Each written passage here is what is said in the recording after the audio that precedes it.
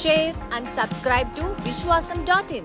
ఎప్పుడొచ్చామన్నది కాదన్నయ్య, ఈ డైలాగు ఎక్కడైనా వర్కౌట్ అవుతుందేమో కానీ పోలింగ్ విషయంలో మాత్రం కాదు. ఎందుకంటే పోలింగ్ ఎప్పుడు జరుగుతోంది అనే దాన్ని బట్టి రిజల్ట్ ఎఫెక్ట్ అయ్యే అవకాశాలు చాలా అంటే చాలానే ఉంటాయి. మే 13న పోలింగ్ ఏపీలో ఎవరికి నష్టం, ఎవరికి లాభం? ఇలాంటి ఇంట్రెస్టింగ్ స్టోరీ చూసే ముందు సబ్స్క్రైబ్ టు vishwasam.in. ఇక విషయానికి వద్దాం. ఏపీలో మామూలుగా దసరా టైంలో పోలింగ్ జరిగే ఆనవాయితీ ఉండేది. అక్టోబర్, నవంబర్ ఆ టైంలో అయితే చల్లగా ఉంటుంది, నీళ్లు పుష్కలంగా ఉంటాయి. దానికి తోడు మొదటి పంట కూడా చేతికి వచ్చేస్తుంది. అలాంటి సీజన్ సహజంగా న్యాచురల్గా రూలింగ్ పార్టీలకు అనుకూలంగా ఉంటుంది. కానీ 2004లో చంద్రబాబు ముందస్తుకు వెళ్ళాడు. ఏడాది ముందే పోలింగ్ జరిగిపోతే మళ్ళీ రావడం సులభం అనుకున్నాడు. కానీ నానబెట్టి సాగదీసి ఎటూ కాకుండా ఏప్రిల్లో నిర్వహించింది అప్పటి ఎలక్షన్ కమిషన్. లింగ్డేతో అలా ఉండేది అప్పట్లో.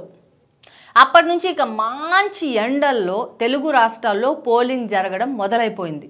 కేసీఆర్ వ్యూహాత్మకంగా ఆలోచించి మళ్ళీ పాత పద్ధతికే, అంటే నవంబర్, డిసెంబర్ నాటికే ఎలక్షన్స్ వచ్చేలా తెలంగాణలో అసెంబ్లీ ఎన్నికల కోసం ముందస్తుకు వెళ్ళాడు, మార్చాడు. కానీ పార్లమెంటు ఎన్నికలు అక్కడ కూడా ఏపీ లాగానే మే 13నే పోలింగ్ జరుగుతోంది. ఇంతకీ అసలు ఇలాంటి సమయంలో పోలింగ్ జరిగితే ఎవరికి లాభం? నడి వేసవిలో పోలింగ్ జరిగితే రూలింగ్ పార్టీకి సవాలే. ఎందుకంటే నీళ్ల కష్టాలు ఉండనే ఉంటాయి. దానికి తోడు వానలు తక్కువ పడిన సీజన్ కాబట్టి కరువు ఉధృతంగా ఉంది. పైగా పంట చేతికి రావడం కానీ చేతిలో డబ్బులు ఉండడం కానీ ఉండదు.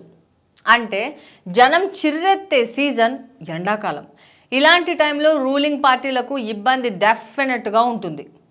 అందులోనూ ముఖ్యంగా ఏపీలో వైసీపీకి అంతగా వ్యతిరేకంగా నడుస్తున్న పరిస్థితులు కనిపిస్తున్నాయి.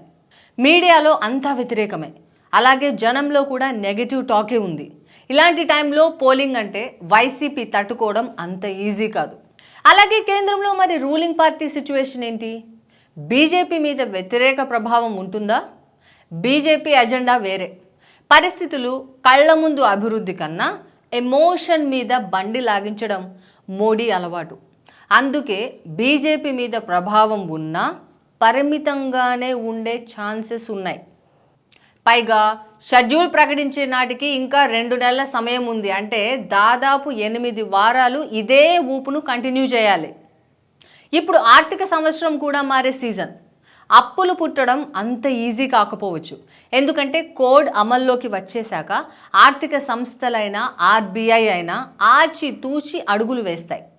అంటే పార్టీలు లిక్విడ్ చేతిలో ఉంటే ఖర్చు చేసుకోవాలి తప్పితే పంచిపెట్టేందుకు అప్పులు చేద్దామంటే మాత్రం కుదరదు.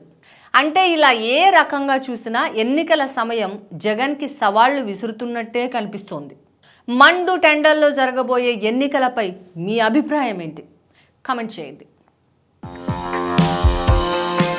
Like, share and subscribe to vishwasam.in.